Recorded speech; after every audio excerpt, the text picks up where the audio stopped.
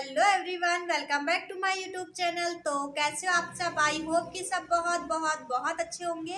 आपको और अच्छा करने के लिए आपकी फ्रेंड यानी कि मैं आपके लिए फिर से एक इंटरेस्टिंग वीडियो लेकर हाजिर हो चुकी हूँ। आज का वीडियो काफ़ी स्पेशल है क्योंकि आज के वीडियो में हम डिस्कस करने वाले हैं क्लास 12 की जो इंग्लिश है उसका जो फर्स्ट चैप्टर यानी कि प्रोज का जो फर्स्ट चैप्टर है उसको हम डिस्कस करने वाले हैं। उसका हिंदी एक्सप्लेनेशन पढ़ने वाले हैं बहुत बेहतर तरीके से। उसमें कुल 12 पैसेज हैं। हम 12 पैसेज को 3 पार्ट में पढ़ेंगे, 4-4 पैसेज को। आई होप कि आपको काफ़ी ज़्यादा समझ में आने वाला है। तो चलिए मैं आपको पढ़ाती हूँ। तो आज हम 4 पैसेज पढ़ेंगे फर्स्ट पार्ट। तो आई होप कि आपको चारों पैसेज में काफ़ी बेहतर समझा दूंगी। तो चलिए मैं आपको पढ़ाती हूँ। तो चलिए अब हम एक एक लाइन पढ़ते हैं, उसका अर्थ जानते हैं। आई स्टार्टेड, मैंने शुरू किया। फॉर स्कूल, स्कूल के लिए। वेरी लेट, बहुत देर से। दैट मॉर्निंग, उस सुबह। तो यहाँ पे अर्थ क्या निकलता है कि उस सुबह मैंने स्कूल के लिए बहुत देरी से शुरू किया। अब यहाँ पे क्या शुरू किया? तो जाना शुरू किया। यहाँ पे अर्थ ये निकलता है। उसके बाद क्या कहते हैं? एंड वाज, और था। इन ग्रेट ड्रीड, बहुत ज़्यादा भय। ऑफ अ स्कोल्डिंग, स्कोल्डिंग मतलब होता है डांटे फटकारे जाने का। तो स्पेशली मतलब होता है विशेष रूप से। तो उसे बहुत ज़्यादा भय था डांटे फटकारे जाने का। तो आपको कोई प्रॉब्लम नहीं हो रही होगी। इस दोनों लाइन में क्या कहा गया है? उस सुबह मैंने स्कूल के लिए बहुत देरी से शुरू किया। क्या शुरू किया? देर से जाने का शुरू किया।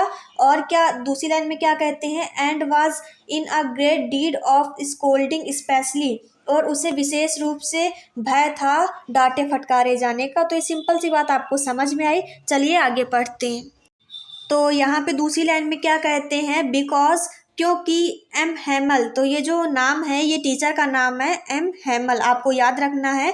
तो आगे हम पढ़ते हैं। हैड सेड, क्योंकि जो टीचर थे एम हेमल उन्होंने कहा था दैट कि ही वुड क्वेश्चन, कि वो क्वेश्चन करेंगे अस, हमसे, ऑन पार्टिसिपल्स, पार्टिसिपल्स के बारे में वो हमसे क्वेश्चन करेंगे। तो ये सिंपल सी बात आपको समझ में आई। मैं फिर से दोहरा देती हूँ। बिकॉज, क्योंकि एम हेमल जो टीचर हैं, हैड सेड, उन्होंने कहा था दैट कि ही वुड क्वेश्चन, वो क्वेश्चन करेंगे अस, हमसे, ऑन पार्टिसिपल्स, पार्टिसिपल्स के बारे में। तो ये सिंपल सी बात आपको समझ आई। आगे पढ़ते हैं।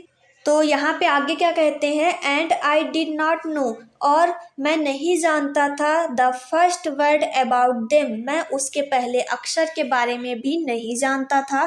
तो पहला अक्षर किसका? पार्टिसिपल्स का। जो एम हेमल हैं यानी कि टीचर, वो उनसे पूछने वाले थे, पार्टिसिपल्स के बारे में क्वेश्चन करने वाले थे। बट जो यहाँ पे जिसके बारे में स्टोरी चल रही है वो कह रहा है कि मैं तो इसका पहला अक्षर भी नहीं जानता था। और टीचर उसके बारे में क्वेश्चन पूछने वाले थे, वो कौन सा था? पार्टिसिपल्स था। बट उसके बारे में मुझे उसका पहला अक्षर भी नहीं पता था। पहला अक्षर का मतलब है प्रारंभिक ज्ञान जो होता है किसी भी वर्ड का, वो उसे नहीं पता था। तो आपको ये समझ में आया। चलिए आगे पढ़ते हैं। तो यहाँ पे आगे क्या कहते हैं? फॉर अ मोमेंट, उस क्षण के लिए। आई थॉट, मैंने सोचा। ऑफ रनिंग अवे, भाग जाना। एंड स्पेंडिंग, और बिताना। द डे, दिन को। आउट ऑफ डोर्स, मतलब घर से बाहर। उस दिन को मैं बिताना चाहता था। और वो क्या सोच रहा था कि उस क्षण के लिए मैंने क्या सोचा कि मैं भाग जाऊं और अपने दिन को बिताऊं घर से बाहर, यानी कि वो उसे बंक करना चाहता था, वो भाग जाना चाहता था। तो आपको ये समझ में आया। चलिए आगे पढ़ लेते हैं। तो यहाँ पे आगे कहते हैं it was so warm, warm मतलब होता है गर्म। तो वह बहुत ज़्यादा गर्म था। सो ब्राइट, बहुत चमकीला था। इसका मतलब क्या है? क्या चमकीला था, क्या गर्म था? तो यहाँ पे दिन से अर्थ लिया गया है कि दिन बहुत ज़्यादा गर्म था और चमकीला था।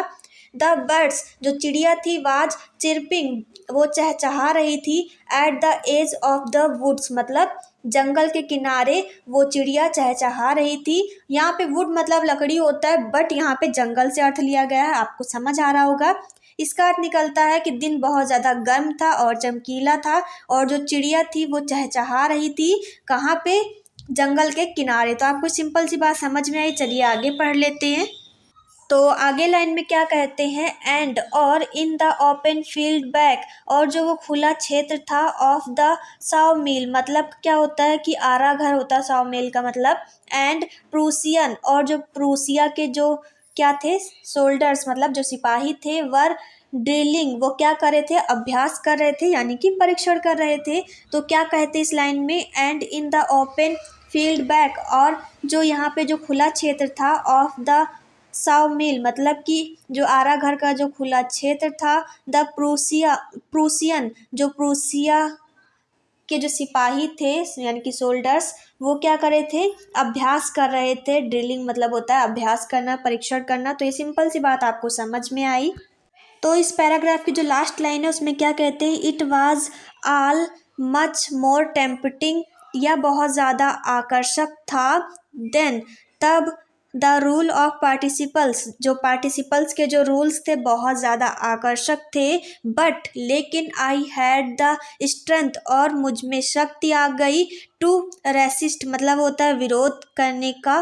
तो यहाँ पे क्या कहते हैं कि मुझ में विरोध करने की शक्ति आ गई, एंड हैरिड ऑफ टू स्कूल, और मैं तेज़ी से स्कूल के लिए चल पड़ा। तो हैरिड मतलब होता है तेज़ी से।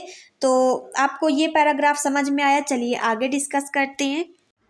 तो यहाँ पे जो दूसरा पैराग्राफ है इसमें क्या कहते हैं, व्हेन आई पास्ड, जब मैं वहाँ से गुजरा, the town hall, town hall का मतलब होता है सभागार, जब मैं सभागार से होकर गुजरा, देयर वाज अ क्राउडेड, वहाँ पर भीड़ थी, इन फ्रंट मतलब सामने, of the bulletin board, bulletin board का मतलब क्या होता है, सूचना पत्र, जहाँ पर स्कूल की सारी जो सूचना होती है जहाँ पे चिपकाई जाती हैं उसे हम क्या कहते हैं, बुलेटिन बोर्ड कहते हैं।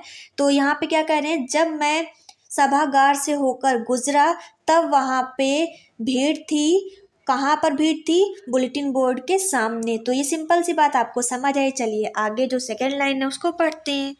तो सेकेंड लाइन में क्या कह रहे हैं, फॉर द लास्ट 2 ईयर्स, पिछले 2 सालों से, आल सभी, अवर बैड न्यूज़, सभी बेकार समाचार, हैड कम्स आती हैं, फ्रॉम देयर, यहाँ पर।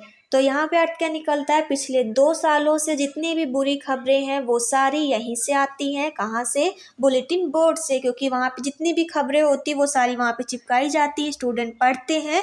तो वही वो बता रहा है कि जितने भी पिछले 2 सालों से जितनी भी बैड न्यूज़ हैं, मतलब बुरी जो खबरें हैं वो सारी वहीं से आती हैं। तो यहाँ पे ये कहा गया, आपको समझ आ रहा होगा। चलिए तीसरी लाइन पढ़ते हैं। तो यहाँ पे आगे बताया गया है जो बुलेटिन बोर्ड है वहाँ पे कैसी खबरें होती हैं उसके बारे में बताया गया है। तो मैं आगे आपको बताती हूँ कि कैसी खबरें होती हैं। द लॉस्ट बैटल्स, जो युद्ध में मारे गए जो सैनिक होती हैं उनकी खबरें होती हैं। द ड्राफ्ट, मतलब ड्राफ्ट चिपकाए जाते हैं। The orders of the commanding officers, वहाँ पे जो सेना से संबंधित जितने भी कानून होते हैं वो चिपकाए जाते हैं। एंड, और I thought to myself, मैंने स्वयं से ही विचार किया या मैंने स्वयं सोचा, विदाउट स्टॉपिंग, बिना रुके।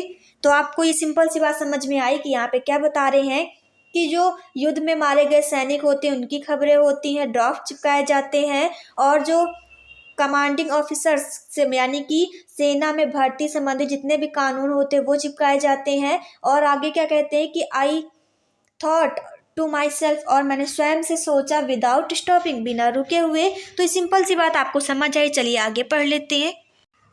आगे क्या कहते हैं, what can be the matter now. तो जो बच्चा होता है जो कि स्कूल देर से जा रहा था, जब वो बुलेटिन बोर्ड के पास से गुजरता है तो वो सोचता है, जब भीड़ होती है तो उसको देख के सोचता है कि अब क्या बात हो गई है जो यहाँ पे इतनी भीड़ लगी। तो इस लाइन में क्या कहते हैं, what can be the matter now, अब क्या बात हो गई है। देन, तब, as I hurried by as fast as, मैं जितनी तेज़ी से हो सका उतनी तेज़ी से चला।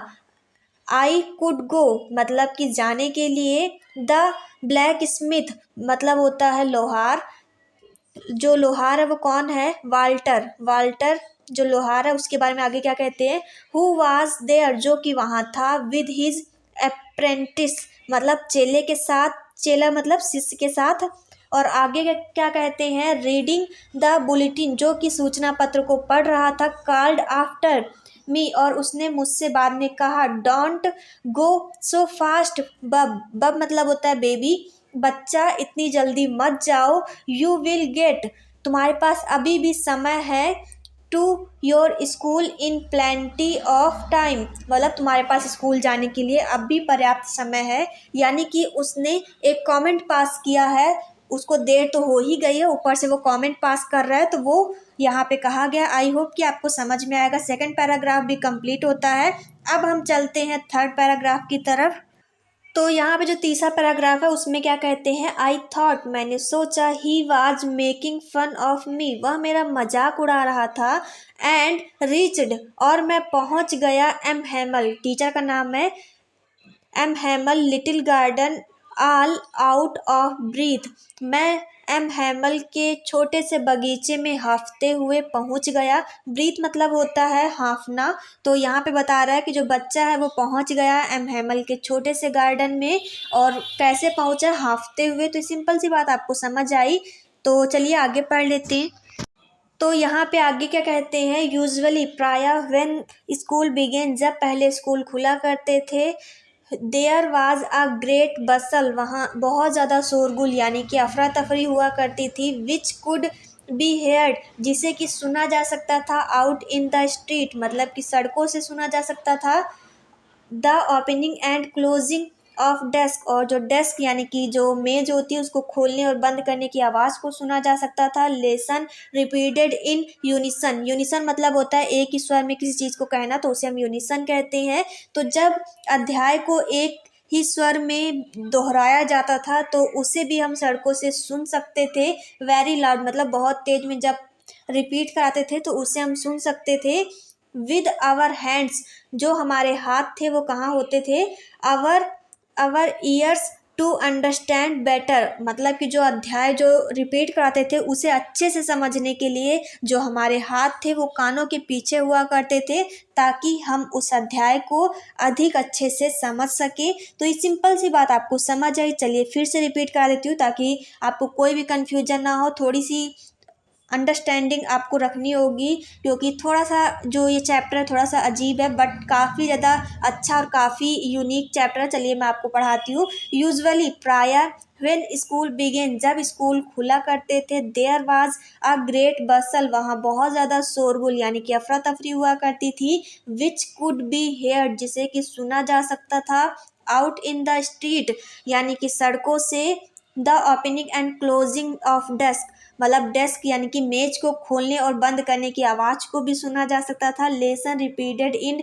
यूनिसन, वेरी लाउड मतलब बहुत तेज आवाज़ में जब अध्याय को रिपीट कराया जाता था तो उसकी आवाज़ को भी हम सुन सकते थे।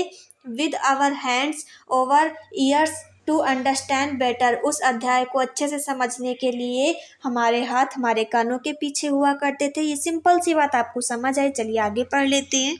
आगे क्या कहते हैं, चलिए वो पढ़ते हैं। एंड और the teachers great ruler rapping on the table, तो यहाँ पे क्या कह रहे हैं, ग्रेट मतलब होता है बड़ा, रूलर मतलब होता है छड़ी, रैपिंग मतलब होता है कि पीटना या फिर खटखटाना, ऑन मतलब पर होता है, टेबल मतलब मेज। तो यहाँ पे बता रहे जो टीचर हैं जो अपनी छड़ी को पटकते थे उस आवाज़ को भी हम रोड से सुन सकते थे। तो ये कहा गया है। आगे क्या कहते हैं, बट लेकिन, नाउ अब, इट वाज आल्सो स्टिल, लेकिन अब यह सब शांत हो गया है। आई हैड काउंटेड, मैं बैठना चाहता था, ऑन द कमोशन मतलब शोरगुल में, to get to my desk मतलब मैं अपने बेंच पे इस शोरगुल के बीच में बैठना चाहता था, विदाउट बीइंग सीन मतलब बिना किसी के देखे हुए। तो यहाँ पे जो बच्चा है जो क्लास में पहुँचने वाला है वो ये सोच रहा था कि मैं बिना किसी के देखे हुए जब शोरगुल हो रहा होगा तो मैं जाके अपने बेंच पे बैठ जाऊँगा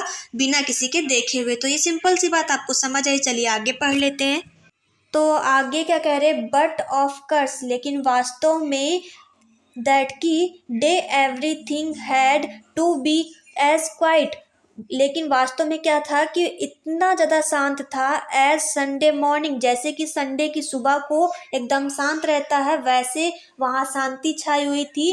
दो यद्यपि सी यद्यपि द विंडो आयशा, जैसे ही मैंने विंडो से देखा, माय क्लासमेट्स जो मेरे सहपाठी थे, ऑलरेडी वो पहले से ही, इन देयर प्लेसेस वह अपने स्थान पे बैठे थे, एंड एम हेमल और जो टीचर थे वो क्या कर रहे थे, वॉकिंग अप एंड डाउन, और वो इधर उधर ऊपर नीचे टहल रहे थे, विद हिज टेरिबल आयरन मतलब टेरिबल मतलब होता है भयानक, और आयरन मतलब होता है लोहे, और रूलर मतलब होता है डंडी या छड़ी, वो क्या कर रहे थे, आयरन रूलर हिज आर्म्स, वह लोहे की बड़ी सी भयानक सी छड़ी को अपने भुजा यानी कि आर्म मतलब होता है भुजा, भुजा के नीचे दबाकर इधर उधर ऊपर नीचे टहल रहे थे। तो ये सिंपल सी बात आपको समझ आई। चलिए आगे पढ़ लेते हैं।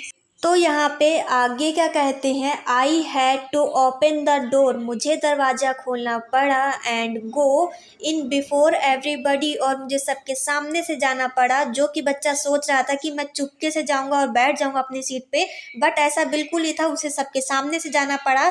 यू कैन इमेजिन, आप कल्पना कर सकते हो, हु आई ब्लेस्ड, मैं कितना शर्मिंदा था, एंड हु फाइंटेड आई वाज, और मैं कितना ज़्यादा भयभीत था। तो आपको इस बात समझ में आई क्यों भयभीत था, क्योंकि जो टीचर थे वो बहुत भयानक सा लोहे की डंडी लेके टहल रहे थे, तो वो बहुत ज़्यादा डरा हुआ था। तो आपको ये बात समझ में आई। चलिए आगे जो लास्ट पैराग्राफ है, यानी कि आज के लेसन का मैंने कहा था 4 पैराग्राफ पढ़ाऊंगी, 3 कंप्लीट हो गए, चौथा पढ़ते हैं। तो आपको 3 पैराग्राफ कैसे लग रहे तो ज़रूर बताइएगा। चलिए आगे पढ़ लेते हैं। तो यहाँ पे जो चौथा पैराग्राफ है उसमें क्या कहते हैं, बट लेकिन नथिंग हैपेंड, कुछ घटित नहीं हुआ, एम हैमल सा मतलब टीचर ने मुझे देखा, एंड और वेरी काइंडली और बहुत ही दयापूर्वक या उदारतापूर्वक कहा, go to our places quickly, बहुत ही जल्दी जाओ अपने स्थान पर, लिटिल फ्रेंच, छोटे फ्रेंच, यानी कि यहाँ पे अब तक जिसकी आप कहानी पढ़ते आए हो फ्रेंच उसका नाम है, तो आप यहाँ पे ध्यान रखिएगा। टीचर का नाम है एम हैमल और फ्रेंच यहाँ पे जिसकी कहानी बताई जा रही है उसका नाम है, तो याद रखिएगा। आगे पढ़ते हैं। तो यहाँ पे आगे बताया गया है, we were beginning without you, तो जो टीचर है वो कहते हैं फ्रेंच से कि मैं तुम्हारे बिना ही शुरू करने जा रहा था। आगे क्या कहते हैं, आई जम्प्ड, जो फ्रेंच था वो कहता है आई जम्प्ड, मैं कूदा, ओवर द बेंच, अपनी बेंच पे, एंड और set down at my desk, और मैं अपनी बेंच पे बैठ गया। नॉट टिल देन, तब तक, व्हेन, जब, I had got a little over my right, जब फ्रेंच बैठ जाता है उसके बाद कहता है कि जब वो बैठ जाता है उसके बाद उसका डर खत्म हो जाता है। तो यहाँ पे ये कहा गया। चलिए आगे पढ़ लेते हैं। आगे क्या कहते हैं, डिड आई सी, और मैंने देखा, दैट की आवर टीचर, हमारे जो टीचर हैं, had on his beautiful green coat, और जो हमारे टीचर हैं वो कैसे हैं, उन्होंने ग्रीन कोट पहन रखा है सुंदर सा, हिज फ्रिल यानी कि झालरदार शर्ट पहन रखी है, एंड और the little black silk cap, और जो उनकी जो कैप है वो बहुत ही सुंदर काले रंग की सिल्क कैप पहन रखी है। तो आगे क्या कह रहा है, all embroidered deed that he never wore, except on expectation and prize day, तो यहाँ पे जो फ्रेंड्स है वो बताता है जो टीचर हैं जो उन्होंने ये सब पहन रखा है, यानी कि ग्रीन कोट और जो झालरदार जो शर्ट है और काली जो टोपी है, इन सब में क्या है, एम्ब्रॉयडरी डीड यानी कि कढ़ाई की हुई है। और आगे क्या कहता है, दैट की ही नेवर वॉर, वो पहनते थे, एक्सपेक्ट किसी विशेष अवसर पर, ऑन एक्सपेक्टेशन जैसे कि वो जांच पड़ताल करते थे तब पहनते थे, एंड प्राइज डे और जब वो उपहार वितरण करते थे तब पहनते थे। तो ये सिंपल सी बात आपको समझ आई होगी। तो यहाँ पे आगे क्या कहते हैं, beside the whole school seemed so strange and solemn, तो जो फ्रेंच है वो बताता है कि स्कूल आज देखने में बहुत ज़्यादा स्ट्रेंज मतलब होता है अत्यधिक विचित्र, एंड सोलेन मतलब होता है शांत। आज स्कूल देखने में बहुत ज़्यादा विचित्र और शांत दिखाई दे रहा है। तो यहाँ पे वो कह रहा है। आगे क्या कहते हैं, बट लेकिन द थिंग जो वस्तु है, दैट की सरप्राइज्ड मी, मुझे बहुत ज़्यादा आश्चर्यजनक लगी, मोस्ट वाज टू सी मतलब देखने पे बहुत ज़्यादा विचित्र लगी, ऑन द बैक बेंचेस जो पीछे की जो बेंच होती है, दैट की वर ऑलवेज एम्प्टी जो कि हमेशा खाली रहती हैं। तो यहाँ पे आगे क्या कह रहा है कि the village people sitting quietly like our salvage, जो गांव के जो लोग हैं वो बैठे हैं वहाँ पीछे वाली बेंच पे एकदम शांत हमारी तरह। ओल्ड हॉर्सर जो पुराना किसान है, विद हिज 3 कॉर्नर हेड जो कि अपने तिकोने जो टोपी होती है वो पहने बैठे हैं, द फार्मर मेयर, और जो भूतपूर्व जो मेयर है वो बैठे हैं। द फार्मर पोस्ट मास्टर, और जो पोस्ट मास्टर है वो बैठे हैं। एंड सेवरल अदर बिसाइड, और कुछ अन्य लोग बैठे हैं। एवरीबॉडी लुक्ड सैड, जो प्रत्येक व्यक्ति है बहुत ज़्यादा दुखी दिखाई दे रहा है। And Hauser had brought an old primer, और वो लोग क्या करे हैं, अपने हाथ में पुरानी बालपोथी लिए हैं। प्राइमर मतलब होता है बालपोथी, और ओल्ड मतलब होता है पुराना। और जो हौसर लोग हैं वो क्या करें, अपने हाथ में पुरानी बालपोथी लिए हैं। और थॉम्ब्ड एट द एज, और जो बालपोथी है उसे वो पलट रहे हैं किनारे से। एंड, और ही हेल्ड, उन्होंने पकड़ रखा है। It open on his knees, उन्होंने अपने घुटनों तक। विद हिज ग्रेट स्पेक्टिकल्स, और जो उनके चश्मे हैं लाइंग पड़े हैं अक्रॉस द पेजेस, यानी कि जो बालपोथी है उनके जो पन्ने हैं उसके बीच में उनके जो चश्मे हैं वो पड़े हैं। तो ये सिंपल सी बात आपको समझ आई, और यहीं तक चौथा पैराग्राफ कंप्लीट होता है। अब हम पढ़ेंगे नेक्स्ट पैराग्राफ अगले लेक्चर में, तो मिलते हैं आपसे। आई होप कि आपको काफ़ी ज़्यादा अच्छा लगा होगा हिंदी एक्सप्लेनेशन पढ़ के। अगर आपको अच्छा लगा है तो क्या करना है, वीडियो को लाइक कर देना है, शेयर कर देना है, कमेंट कर देना है। अगर न्यू है तो सब्सक्राइब करना बिल्कुल भी ना भूलना। मिलते हैं नेक्स्ट वीडियो में, तब तक के लिए बाय बाय।